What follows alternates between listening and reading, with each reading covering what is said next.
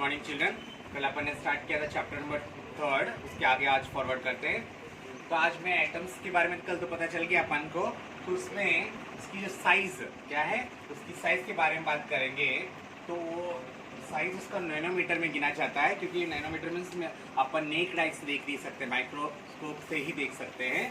तो 1/10⁹ मीटर को 1 नैनोमीटर बोला जाता है, मतलब 1 मीटर इक्वल्स टू 10⁹ नैनोमीटर गिना जाता है। तो ये वाला जो है परफेक्ट मेजरमेंट है, जो नैनोमीटर का मतलब 1 मीटर को कितना बोलते हैं, 1 मीटर इक्वल्स टू 10⁹ नैनोमीटर होता है। तो सबका अलग अलग टाइप का साइज होता है। जैसे हाइड्रोजन का, अगर हाइड्रोजन का देखा जाएगा तो 10⁻10 और मोलिकुलर वाटर इसका कितना 10⁻9। उस तरह से जैसे अभी कोई भी ग्रेन ऑफ सैंड, एक छोटा सा सैंड ले लोगे, उसका होगा 10⁻4। हैंड होगा उसका 10⁻3। एक एप्पल का देखोगे, उसका एप्पल का एटम मतलब नॉट एप्पल, पूरा एप्पल है, उसके अंदर का जो एटम है उसका 10⁻1। तो ऐसे मतलब अलग अलग चीज का अलग अलग रेशियोज आते हैं। ठीक है, तो ये उसका मेजरमेंट देखो कितना शॉर्ट है। माइनस मतलब बहुत छोटा है, जो अपन नॉर्मली आइज से देख नहीं सकते हैं। तो what is the modern symbol of atoms different elements. तो पहले सभी हाइड्रोजन ये सब के लिए अलग अलग सिंबल्स दिया जाता था। केमिकल सिंबल अलग होता है, ये सिंबल अलग होता है। जैसे अभी फॉर एग्जांपल आप पेज नंबर देख ले, 33 पेज नंबर निकाल के देखो। तो पेज नंबर में जैसे दिया है ऐसा वाला सिंबल लगा के, तो हाइड्रोजन। ठीक है, फिर दिया है कार्बन के लिए खाली ये पूरा शेड कर दिया, तो कार्बन। तो ऐसे मतलब अलग अलग सिंबल्स दिया गया है, वो सिंबल्स आप अपने नोटबुक में ड्रॉ कर लेना। ठीक है, तो 2 letters of the element is जैसे गोल्ड होगा तो बीच में G आएगा, प्लैटिनम होगा तो P आएगा, सिल्वर है तो S आएगा, आयरन है तो I आएगा। ऐसे मतलब अलग अलग सिंबल्स यूज किया जाता है। ये सिंबल्स का ये खाली सिंबल्स नॉर्मली आपको खाली देखने के 9th में ही आएगा। बाकी जो केमिकल फॉर्मूलाज जो है, केमिकल सिंबल जो है वो आपको लाइफ टाइम कंटिन्यूस रहेगा। जब भी साइंस जितनी बार भी आप करोगे उसमें साइंस में आपको रेगुलरली वो रहेगा। तो वो आते हैं पेज नंबर 33 का तो आपको लिखना ही है। पेज नंबर 34 निकालो। पेज नंबर 34 में टेबल नंबर 3.1 क्या है, टेबल 3.1 पेज नंबर 34। ठीक है, तो ये भी आपका नोटबुक में कॉपी करना है। यहाँ पे टेबल में क्या दिया है, एल्यूमिनियम। जैसे एल्यूमिनियम है तो Al एल्यूमिनियम। ठीक है, आर्गॉन Ar आर्गॉन, मैग्नीशियम तो Mg।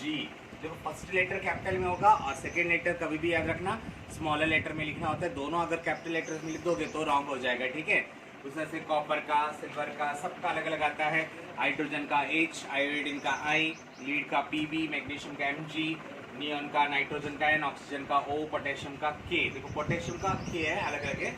P 2 बार नहीं आ सकता, P ऑलरेडी किसी को दिया होगा तो वो वाला नंबर रिपीट नहीं होगा। ठीक है, तो जैसे गोल्ड का Au। ठीक है, तो इस टाइप पे जिंक का Zn। ये सब सिंबल्स आपको लर्न करने हैं।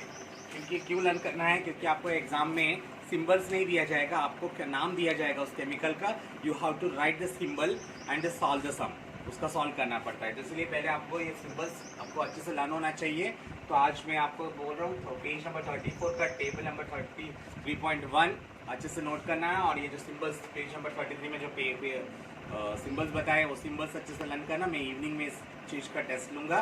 प्लस कल जो मैंने पढ़ाया था उसमें law of conservation of mass and deltas theory, या आज इवनिंग में या नहीं तो कल मेरा पीरियड अगर होगा तो मैं कल उसको टेस्ट लूँगा। तो आगे बढ़ते हैं। तो दीज आर द सिंबल्स।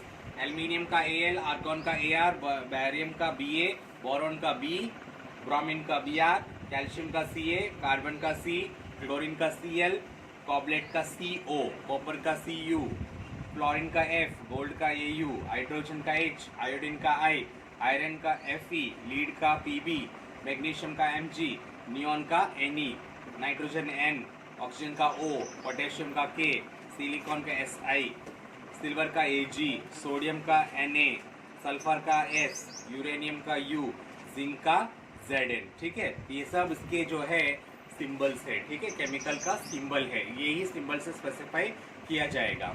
ठीक है, तो ये आगे अभी तक सिंबल्स हो गया। सिंबल्स के बाद अपन आते हैं next topic, atomic mass. Atomic mass, atomic mass. तो ठीक है, तो हर एक केमिकल का एक सिंबल, जो सिंबल था, सिंबल के साथ साथ उसका वैल्यू भी होता है, उसको बोलते हैं एटॉमिक मास कहा जाता है। The most remarkable concept of Dalton's atomic theory, the process was the atomic mass. According to him, each element had a characteristic atomic mass. This theory could be explained law of constant proportion, as so the scientist was promoted to measure the atomic mass of an atom since determine the mass of individual. इसलिए कब से पहले fix किया है, उसका हर एक element का उसका एटॉमिक मास हुआ जाता है।